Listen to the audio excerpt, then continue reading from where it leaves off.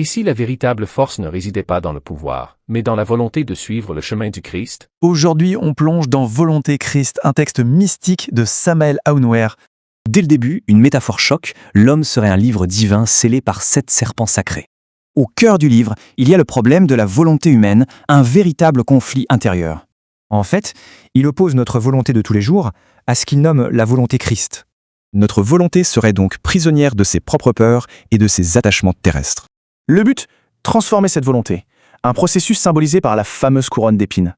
Mais alors, comment on fait?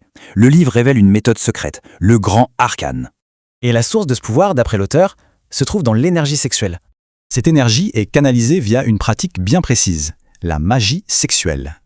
C'est un processus en 3 temps, l'union, la retenue et enfin la transmutation de l'énergie. Le but est d'éveiller 7 serpents de feu pour les faire monter le long de la colonne. Une fois ce feu éveillé, un long voyage intérieur commence, fait de purification et d'épreuves.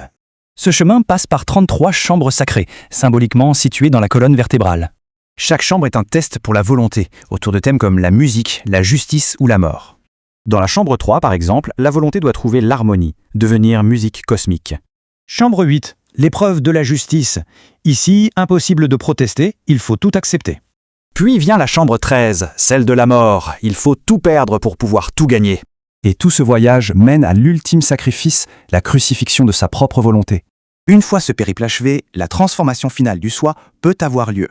La volonté humaine renaît alors, c'est la volonté Christ, un instrument divin et puissant. Cette nouvelle volonté est héroïque, musicale, et elle n'obéit plus qu'au Père. C'est l'état final.